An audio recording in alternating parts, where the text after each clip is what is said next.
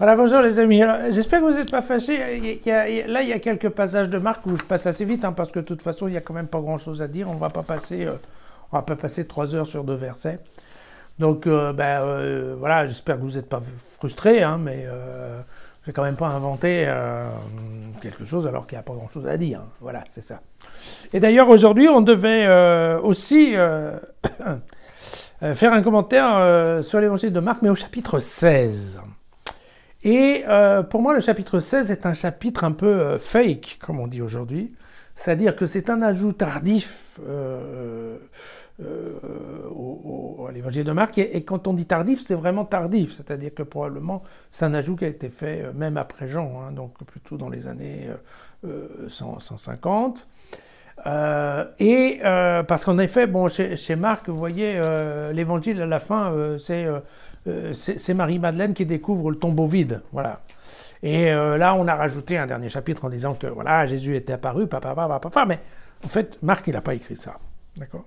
Bon, donc, je crois que je vais pas, ça me dit pas tellement de vous commenter un chapitre qui, en fait, on sait d'avance que il n'a aucun critère ni d'authenticité, on va dire, voilà. Et par contre, aujourd'hui, alors nous fêtons, enfin l'Église catholique fête la conversion de Paul. Alors je vous suggère de lire un texte qui nous est proposé en première lecture, qui est bien entendu les Actes des Apôtres.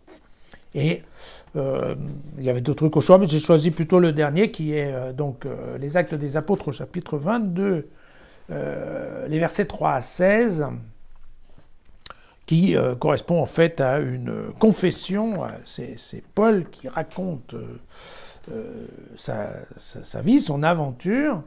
Il raconte ça, je pense, au gouverneur Félix, hein, je crois, quelque chose comme ça. Et donc voilà.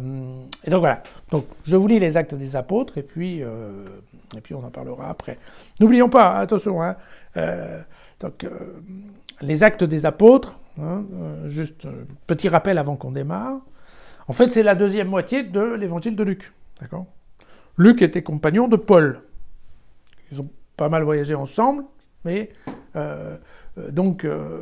c'est Luc qui a un petit peu raconté la vie de Paul au travers des Actes des Apôtres. Puis après, Paul, lui, il aura fait pas mal de lettres à des communautés à l'étranger. Mais donc, attention, il ne s'agit pas ici, en fait, ce que nous racontent les Actes des Apôtres dans la deuxième moitié, après le chapitre 11, hein, les premiers chapitres sont en effet le complément de l'évangile jusqu'à la Pentecôte, voilà, hein, qui chez Luc n'est pas dans son évangile, il l'a mis à part, d'accord. Mais après la Pentecôte et l'Ascension, vous voyez, il y a, en fait, on démarre l'histoire des premières communautés de la première Église, en fait, si on veut, hein, des communautés chrétiennes. D'accord. Donc j'insiste bien, là, on ne parle plus de l'histoire de Jésus, d'accord, on parle de l'histoire, en fait, de Paul, qui est, un des membres importants de la communauté chrétienne, mais qui, je vous le rappelle, n'a jamais croisé, effectivement, Jésus. D'accord ? Bien. Et qu'est-ce qu'il nous raconte, Paul ? Il nous raconte, je suis juif, né à Tars, en Cilicie. La ville aujourd'hui, donc c'est le sud de la bande de la Turquie, hein, et ça s'appelle Tarsus aujourd'hui, vous voyez. Mais c'est ici, dans cette ville, que j'ai été élevé et que j'ai reçu au pied de Gamaliel une formation strictement conforme à la loi de nos pères. J'étais un partisan farouche de Dieu, comme vous l'êtes tous aujourd'hui, et persécutant à mort cette voie avec un V majuscule.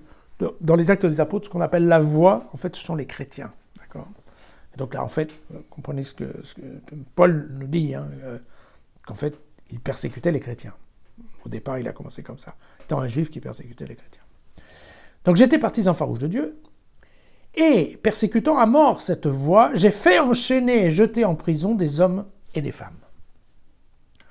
Le grand prêtre et tout le collège des anciens peuvent en témoigner. C'est d'eux, en effet, que j'avais reçu des lettres pour nos frères, lorsque je me suis rendu à Damas, avec mission d'enchaîner et d'amener à Jérusalem pour les faire punir ceux qui étaient là-bas. Je poursuivais donc ma route, et j'approchais de Damas quand soudain, vers midi, une grande lumière venue du ciel m'enveloppe de son éclat. Je tombe à terre, et j'entends une voix me dire « Saül, Saül, pourquoi me persécuter ?» Je réponds, mais qui es-tu, Seigneur? Et la voix reprend, mais je suis Jésus, le Nazoréen. C'est moi que tu persécutes. Mes compagnons avaient bien vu la lumière, mais ils n'avaient pas entendu la voix qui me parlait. Alors je demande, « Et que dois-je faire, Seigneur ?» Et le Seigneur me répond, « Relève-toi, va à Damas, et là on t'indiquera dans le détail la tâche qui t'est assignée. » Mais comme l'éclat de cette lumière m'avait ôté la vue, c'est conduit par la main de mes compagnons que j'arrive à Damas. Il y avait là un certain Ananias. C'est un homme pieux, fidèle à la loi, dont la réputation était bonne auprès de tous les Juifs qui habitaient là. Il vient me trouver et me dit alors « Saül, mon frère, retrouve la vue. » Et à l'instant même, je la retrouve et je le vois. Il me dit « Le Dieu de nos pères t'a destiné à connaître sa volonté, à voir le juste et à entendre sa propre voix. Tu dois en effet être témoin pour lui devant tous les hommes de ce que tu auras vu et entendu. Pourquoi donc hésiterais-tu? Allons, reçois le baptême et la purification de tes péchés en invoquant son nom. » Voilà. Donc vous comprenez que c'est... voilà. Alors, Paul nous raconte son histoire. Alors, bon, Paul... Alors, bon, si vous connaissez bien Saint Paul, eh bien, vous pouvez déjà éteindre la vidéo parce que, en fait, je vais en parler. Voilà. En parler, pourquoi? Parce que moi, je connais pas très bien les épîtres de Saint Paul. Je connais un peu, mais pas très bien. Et donc, je pense que c'est important de rappeler un petit peu... qui était Paul. Donc, Paul, effectivement, était juif, il était citoyen romain. Alors, les Actes des Apôtres nous disent qu'il était citoyen romain de par son père, de par naissance. Mais bon, n'oublions pas que Tars, donc à l'époque, c'était la province romaine de Cilicie, donc aujourd'hui est en Turquie, hein. Et cette province romaine, ça veut dire qu'en fait, lui, il est né avec la nationalité, avec la citoyenneté romaine, mais qui était de religion juive. Et ensuite, il était tellement juif que, vous voyez, alors, ah oui, alors il est né plus ou moins dans les années de Jésus, hein, plus ou moins. Il a été éduqué à Jérusalem, puisqu'il nous dit ici qu'il a reçu l'enseignement par Gamaliel. Gamaliel, c'était un grand rabbin qui était très connu, puisqu'on considérait que c'était un des descendants de Hillel, qui était considéré un des plus grands prêtres, des grands rabbins, la tradition juive, n'est-ce pas? Alors, c'est un juif qui devient quelque peu fanatique, hein, puisqu'il va faire la chasse aux chrétiens, il va organiser la chasse aux chrétiens, ceux qui suivent la voie, donc je vous l'ai dit, et son projet, c'est en effet d'aller à Damas, parce qu'il a entendu parler qu'il y avait des chrétiens qui s'étaient installés à Damas, et donc c'était de les courir jusqu'à Damas pour les ramener et pour les punir. Alors, bien entendu, il y a cette fameuse conversion, hein, d'où viendra la fameuse... voilà la fameuse expression, hein, chacun trouvera son chemin de Damas, d'accord? Chemin de Damas, c'est en effet, ça veut dire, voilà, c'est le chemin dans lequel on se découvre soi-même, en fait, hein, et dans lequel on est, eh bien, parfois, un peu choqué, un peu ébloui par une certaine lumière qui vous tombe sur la tête et qui vous font faire exactement le contraire de ce qu'on était parti pour faire. Voilà. C'est des choses qui arrivent même aux gens bien, hein. Vous savez, les demi-tours, ça se fait une fois de temps en temps. Alors, là, bon, Paul deviendra un élément clé de l'Église primitive, mais toujours en étant assez différent des apôtres et des disciples. Hein. Ça, c'est quelque chose qui est assez intéressant. Il n'y aura jamais de compétition, on va dire, avec Pierre, par exemple, et, parce que son rôle, si vous voulez, typiquement, c'est ça, vous voyez, il y a, bon, vous savez, dans l'organisation de l'Église primitive, il y a les 12 apôtres, donc, qui ont été choisis, hein, par Jésus, effectivement, mais du temps de la vie de Jésus, par Jésus en personne, voilà. Et puis vous avez les 7, il y a les 7, ce qu'on appelle les 7, ça a été 7 disciples qui ont été choisis par les apôtres pour s'occuper de l'organisation matérielle, voilà, de la communauté. Et puis il y a Paul. Et Paul, voilà, Paul, il a été... Alors, le texte nous dit que c'est Jésus qui lui a parlé. On ne sait pas si c'est Jésus ou si c'est Dieu, en fait. Bon, l'idée, c'est... Voilà, Paul, il est arrivé un peu, lui, de nowhere. Enfin, bon, il est arrivé, là, depuis... sur son chemin de Damas, quoi. Mais ça n'empêche que, en fait, il aura un rôle... superbe important, on connaît bien son histoire parce qu'on la connaît à travers les Actes des Apôtres, mais aussi à travers de toutes les lettres. Vous savez, il a écrit 13 épîtres, en communauté.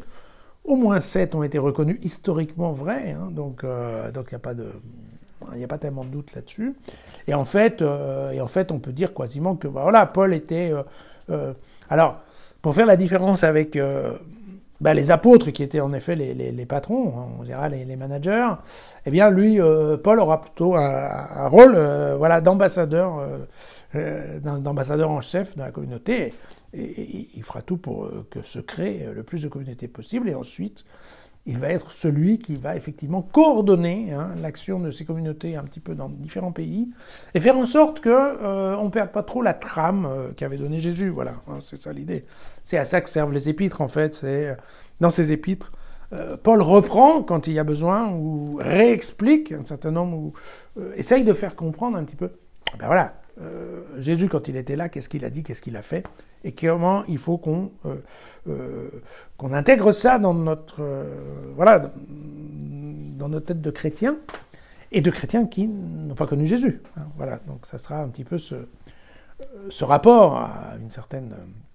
c'est ce que feront les exégètes comme saint Thomas d'Aquin ou comme saint Augustin. Voilà, c'est typiquement ça. C'est analyser ce qui s'est passé, ce qu'on lui a dit, parce que, en plus de ça, voilà, donc saint Paul, encore une fois, il connaissait l'évangile de Marc, mais il ne connaissait pas forcément les autres. Le reste, c'était des traditions orales. Et donc, en fait, voilà, je faisais un petit peu la sélection là-dedans, tout ça, en disant, voilà, ça, on peut considérer que c'est le dogme ou pas. Voilà, c'est ça l'idée. Ce qui est assez intéressant, d'ailleurs, c'est qu'il a démontré, donc au gouverneur Félix, entre autres, mais parce qu'il y a plusieurs discours dans lesquels, en fait, Paul est un peu accusé de tout et de son contraire. Mais Paul explique bien que, pour lui, avoir choisi la voie, donc être devenu chrétien, ce n'est absolument pas remettre en cause sa judaïcité. Voilà, ça c'est très intéressant. Il explique ça très bien. Il dit non, moi je suis toujours complètement juif. Je renonce à rien. Je renonce à rien. Mais j'ai voulu. Voilà, c'est ça l'idée. Et par contre, c'est assez amusant parce que, comme il aura développé beaucoup de communautés à l'étranger, en fait, c'est bien lui qui va être confronté à cette question de dire, voilà, les pagano-chrétiens, donc les nouveaux païens qui veulent rentrer dans la chrétienté, est-ce qu'ils doivent ou est-ce qu'ils ne doivent pas commencer à prendre, en fait, globalement, les lois de pureté qu'ont gardées, en fait, les juifs qui sont devenus chrétiens, parce que les juifs qui sont devenus chrétiens, ils ont continué à être circoncis, par exemple, voilà. Et donc, vous voyez, ou à faire le jeûne, enfin, à faire des choses comme ça. Et donc, typiquement, Paul a été au centre de ces premières discussions, de ces premiers synodes et conciles qu'il y a eu au sein de l'Église, pour décider, non, mais les païens qui veulent devenir chrétiens, d'accord, ils peuvent devenir chrétiens, et non, d'accord, ils n'ont pas besoin, par exemple, d'être circoncis. Vous voyez, donc il était là-dedans, donc il a toujours défendu, en fait, lui-même étant juif, il a quand même toujours défendu l'entrée des païens dans le monde chrétien. Et c'est pour ça d'ailleurs qu'on l'a toujours appelé l'apôtre des gentils. Alors les gentils étant une expression pour parler des non-juifs. Et donc, vous voyez, on l'appelait l'apôtre des gentils, alors qu'en fait, lui était tout à fait goy, comme on dit aujourd'hui, c'est-à-dire en effet très juif. Voilà, il sera mort décapité à Rome en 65, enfin, peut-être. Ça, on n'en est pas certain. Voilà, l'histoire de Paul, on va retrouver Paul un petit peu très souvent dans notre cheminement, parce que, en effet, il a quand même beaucoup écrit, et il a écrit au début, donc les mémoires étaient encore assez fraîches à ce niveau-là, et donc on peut penser qu'il était quand même assez bien renseigné. Voilà. Beaucoup de gens considèrent que Paul est vraiment à la base de la création de l'Église, que la chrétienté ne serait pas ce qu'elle serait aujourd'hui s'il n'y avait pas eu Paul. Et donc c'est bien entendu quelqu'un d'important à lire, à comprendre. Voilà, c'est ça. En parlant de lire, si vous voulez reprendre mes évangiles, mes commentaires, tout est dans jesusfacile.com, ainsi que les vidéos. Et si vous n'en avez pas marre, on se retrouve demain pour un autre évangile, cette fois-ci de Marc.